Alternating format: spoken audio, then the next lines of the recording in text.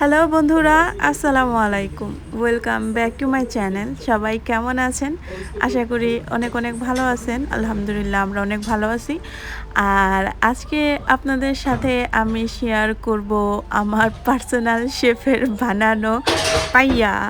আর আমার পার্সোনাল শেফটাকে সেটা অবশ্যই আপনারা বুঝতেই পারছেন। সেটা হচ্ছে আমার ওয়ান অ্যান্ড অনলি হাজব্যান্ড সোহাগ।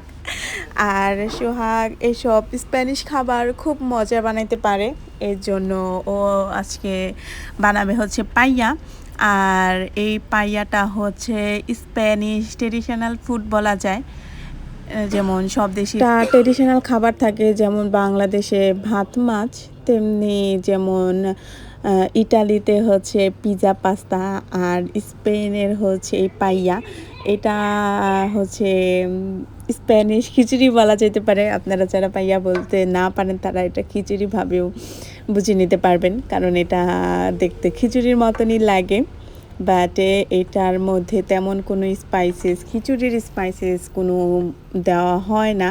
তো আজকে আপনাদের দেখাবো এটা কিভাবে বানাইতে হয়। আর এটা বানাইতে অনেক টাইম লাগে, কারণ এইটা বানানোর জন্য অনেক রকম জিনিসের দরকার হয়। তাই এইটা একদিনে বানানো সম্ভব না। এর জন্য হচ্ছে আগের দিন রাতে হচ্ছে কিছু সোয়াগ করে রাখছে, তারপরের দিন হচ্ছে এক্স্যাক্টলি পাইয়াটা রান্না করবে।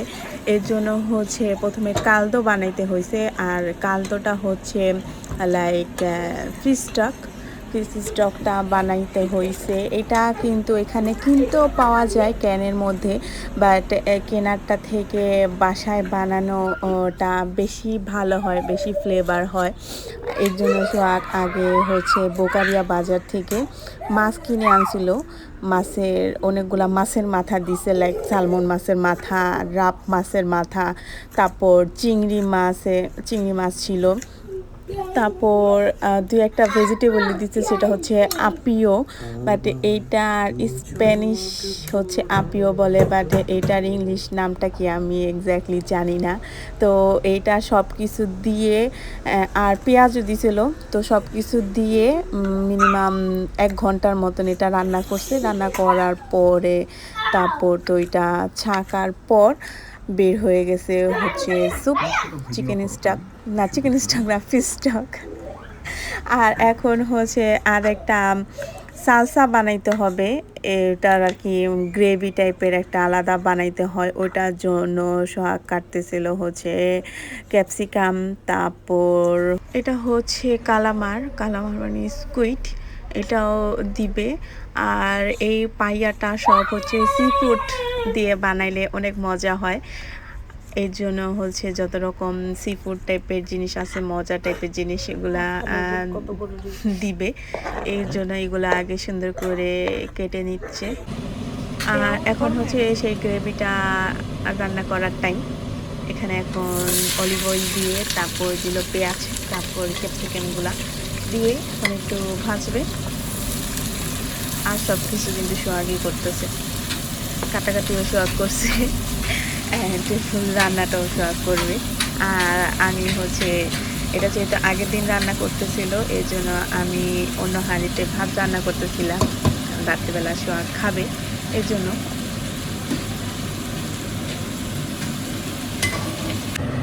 এটা হচ্ছে পিমেন্তো দুলসে, তার মানে হচ্ছে মিষ্টি গুঁড়া না, মিষ্টি মরিচের গুঁড়া। অ্যাকচুয়ালি এটা হচ্ছে মরিচের গুঁড়া, বাট এটা বেশি একটা ঝাল না।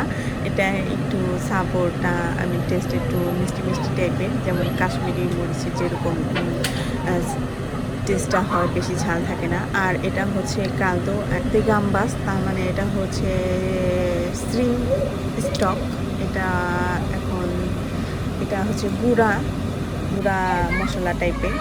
আর এখন হচ্ছে সব কিছু দিয়ে তারপর স্কুইডও দিছিল, ওইটার মধ্যে যে স্কুইডগুলো কেটে নিয়েছিল ওগুলো একটু পরে দিয়ে সব ভাজা হওয়ার পর, একটু সিদ্ধ হওয়ার পর এখানে দিচ্ছে হচ্ছে টমেটো পিউরি। অনেকগুলো টমেটো পিউরি দিতে হয়, কারণ এটাই হচ্ছে মেন গ্রেভি। এটা দিয়ে পাইয়ার রাইসটা রান্না করতে হবে, এজন্য অনেকগুলা দিতেছে টমেটো।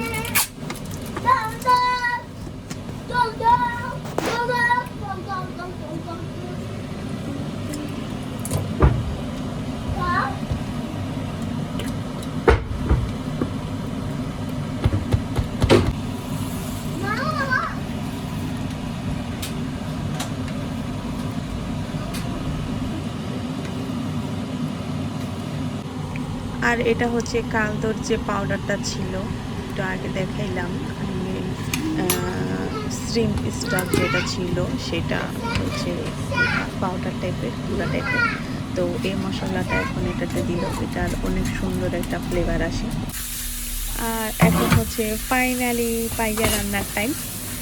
আর এটা হচ্ছে আখতে পেরিকিল, আই মিন রসুন আর পেরিকিল দুটা ব্লেন্ড করা। আর পেরিকিল হচ্ছে ওটাকে কি বলে ইংলিশে, আমি এক্স্যাক্টলি ভুলে গেছি। ধনিয়া পাতার মতন একটা পাতা থাকে, দুইটা অলিভ অয়েল দিয়ে ব্লেন্ডার করার পরে এই পেস্টটা হয়। এটা দেওয়ার পর তারপর যে গ্রেভিটা আগে রান্না করা হয়েছিল সেই গ্রেভিটা এখন দিতেছে, এটার মধ্যে এখন রান্না করা হবে। আর পাইয়ার জন্য এই হাঁড়িটা বেস্ট, এটাই পাইয়ার হচ্ছে রান্না করার মেন হাঁড়ি। বাট কেউ চাইলে অন্যান্য চিকন টাইপের যেগুলো একটু ফ্ল্যাট টাইপের ফ্রাই প্যান থাকে সেখানে রান্না করতে পারে। আর এটার জন্য অনেক মোটা চাল লাগে, যেটা হচ্ছে বাংলাদেশের ক্ষেতের চাল বলে না, হাতে ভাঙানো ক্ষেতের চালগুলা, সেই চাল দিয়ে এটা রান্না করে, অনেক মোটা টাইপের। তো এই চালটা দিয়ে এখন হচ্ছে সব গ্রেভির মধ্যে একটু ভাজবে। আর গ্রেভির মধ্যে লাস্টে একটু চিকেন দেওয়া হয়েছিল, চিকেন উইংসগুলা ভেজে তারপরে দেওয়া হয়েছিল। এই জন্য আপনারা দেখতে পাচ্ছেন বড় যেগুলা, ওগুলা হচ্ছে চিকেন উইংস দেওয়া হয়েছে। আর সব কিছু ভাজার পর এখন এখানে হচ্ছে কালদো de pescado ওইটা দেওয়া হইতাছে।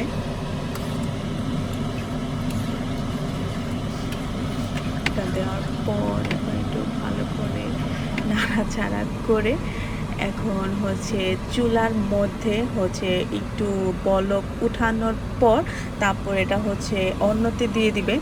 অন্য মানে হচ্ছে ওভেনে দিয়ে দিছে। ওভেনে দেওয়ার পর 20 মিনিটসের মধ্যে রেডি হয়ে গেছে আমাদের মজাদার পাইয়া।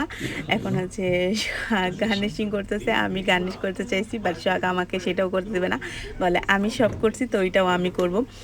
আর পরে কিন্তু দেওয়া হয়েছিল গাম্বাস, তারপরে মেখিওনিজ, আই মিন চিংড়ি মাছ, তারপরে শামুক, 2 টাইপের শামুক দেওয়া হয়েছে। এটা কিন্তু আমি আগেও বলছি, এটা যেহেতু সি ফুড, এটার মধ্যে সব রকম সি ফুড দিলে অনেক বেশি মজা হয়। আর শামুক তো আমার অনেক মজা লাগে, জিনিসটা খুব মজা। আর আপনারা এটা দেখতেই পারতেছেন কি সুন্দর একটা পিন্তার হয়েছে, আই মিন কি সুন্দর দেখতে হয়েছে, এটা দেখতে অনেক সুন্দর লাগে। আর তারপর সব হচ্ছে আমাকে সার্ভ করতেছে, এখন হচ্ছে টেস্ট করার টাইম। আর পাইয়াটা খুবই মজা হয়েছে, এটা রান্না করতে অনেক ভেজাল, এর জন্য এটা দেখা যায় যে আমাদের সচরাচর খাওয়া হয় না। অনেক দিন পর পর অনেক রিকোয়েস্ট করার পর সোহাগ বানায়, কারণ সোহাগের এখন টাইমও থাকে না। এটা যেহেতু বানাইতে অনেক টাইম নিয়ে করতে হয়, এর জন্য সোহাগ রাত ছাড়া তো এগুলা করতে পারে না। আর দেখা যায় রাত্রেবেলা অর্ধেক কাজগুলা করতে করতে বেশি রাত হয়ে যায়, আর এত রাত্রে খাওয়াও ঠিক না যেহেতু এটা রাইস আইটেম। এই জন্য দেখা যায় একদিন আগে যদি সেই গ্রেভিটা কালদোটা তৈরি করা যায়, তারপরের দিন হচ্ছে এটা খেতে অনেক মজা লাগে। তারপরের দিন সকাল সকাল বানিয়ে, আই মিন দুপুরের লাঞ্চ বা ডিনার আগে আগে করে ফেললে ভালো হয়। এত কিছু খাওয়ার পরও এখন হচ্ছে আমরা খাচ্ছিলাম হচ্ছে পোসরে, আই মিন ডেজার্ট। আর এটা হচ্ছে আমার অনেক ফেভারিট চিজ কেক, আমার চিজ কেক অনেক পছন্দ। আর এই চিজ কেকটা খুব মজা লাগছে, বাট এটার নিচে যে বিস্কুটগুলো ছিল সেটা কোকো ফ্লেভারের ছিল, বাট আমার কোকো ফ্লেভার তেমন একটা পছন্দ না, বাট তবুও আমার কাছে অনেক মজা লাগছে। একটা তো মিষ্টি কিছু খেতেই হয় এত ভালো কিছু খাওয়ার পর, যদিও পেটে তেমন জায়গা ছিল না তবু এটা খাইছি। আর এটা আমার খুব মজা লাগছে। তো আজকের এই পর্বটা এখানেই শেষ, আমাদের পাইয়া খাওয়ার প্রিপারেশন থেকে পাইয়া খাওয়া পর্যন্ত। সো সবাই ভালো থাকবেন, আশা করি আমার ভিডিওটা আপনাদের ভালো লাগছে।